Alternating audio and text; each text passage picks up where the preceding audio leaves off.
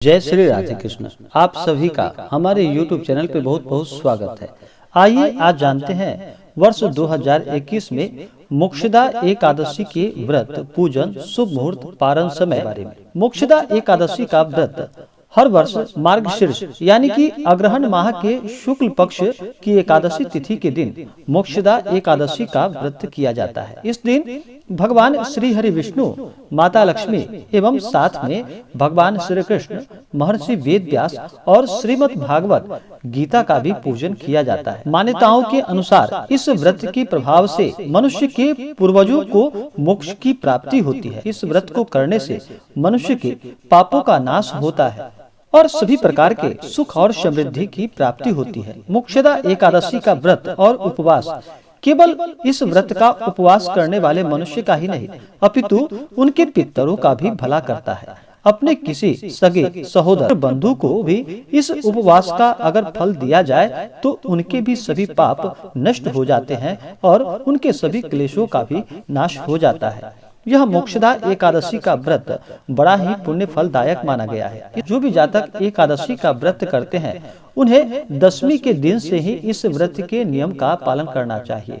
दशमी तिथि को इस दिन शुद्ध और सात्विक आहार एक समय ग्रहण करना चाहिए और भगवान विष्णु का नाम स्मरण करना चाहिए। इस दिन रात्रि में ब्रह्मचर्य का पालन करना चाहिए। भगवान नाम का स्मरण करते हुए दशमी तिथि को सोना चाहिए और अगले दिन एकादशी के दिन सुबह ब्रह्म मुहूर्त में उठ करके नित्य क्रियाओं से निवृत्त होकर के गंगा नदी में या घर के जल में ही थोड़ा सा गंगा जल मिला करके स्नान करना चाहिए। शुद्ध वस्त्र धारण करना चाहिए और मन में संकल्प लेना चाहिए कि हे भगवान श्री हरि विष्णु, हे माता लक्ष्मी, आज मैं आपके मोक्षदा एकादशी का व्रत करने जा रहा हूँ या करने जा रही हूँ। इस प्रकार से भगवान से प्रार्थना करनी चाहिए। आपके मन में जो भी इच्छा हो, जो भी कामना हो, वह प्रभु से कहनी चाहिए और दिन भर व्रत उपवास रहते हुए भगवान श्री हरि विष्णु, माता लक्ष्मी, भगवान श्री कृष्ण, भागवत गीता और महर्षि वेद व्यास का भी पूजन करना चाहिए। इससे अनंत गुना पुण्य फलों की प्राप्ति होती है।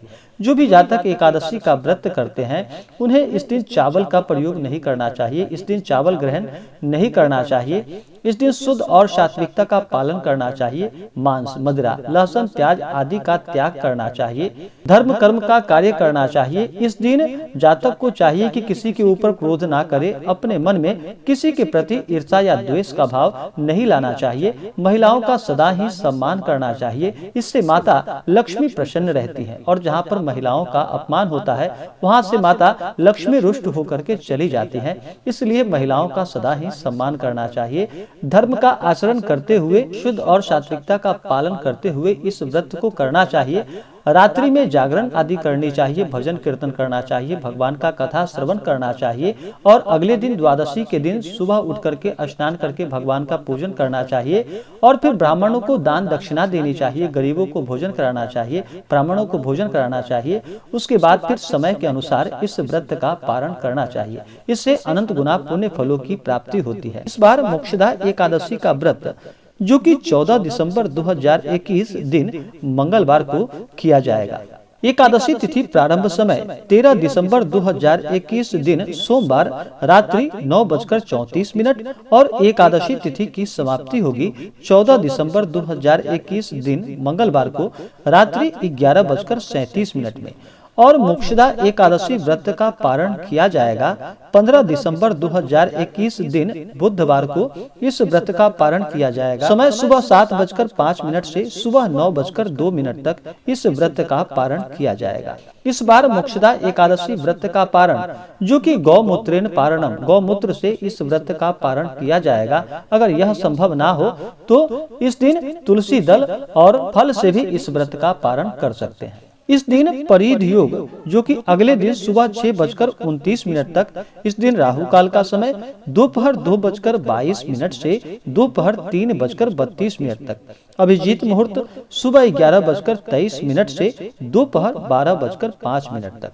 मोक्षदा एकादशी का व्रत यह बड़ा ही पुण्य फलदायक माना गया है। जो एकादशी तिथि के दिन इस दिन ध्यान रखना चाहिए कि एकादशी तिथि के दिन तुलसी पत्र नहीं तोड़ा जाता है। पूजन के लिए एक दिन पहले ही तुलसी पत्र तोड़कर रख लेना चाहिए और भगवान विष्णु का एकादशी के दिन फिर उन्हें तुलसी दल अवश्य अर्पित करनी चाहिए। एक बात का और हमेशा ध्यान रखें कि भगवान विष्णु के ऊपर अक्षत नहीं चढ़ाया जाता है, तो अक्षत की जगह उन्हें तिल अर्पित करनी चाहिए।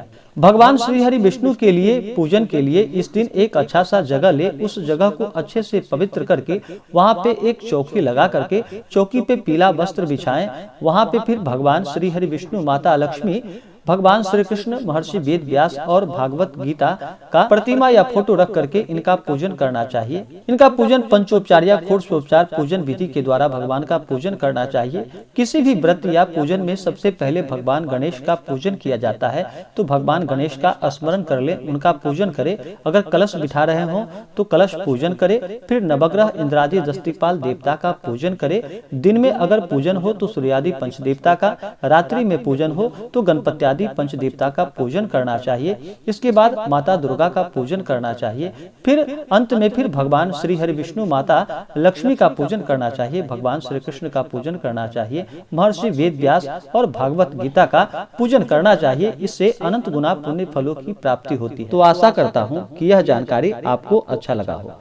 ऐसे ही ज्ञानवर्धक जानकारियाँ प्राप्त करने के लिए हमारे इस चैनल को लाल बटन दबा करके सब्सक्राइब करें, साथ में बेल आइकन घंटी दबाएं ताकि मेरे वीडियो का नोटिफिकेशन आपके पास सबसे पहले पहुंचे।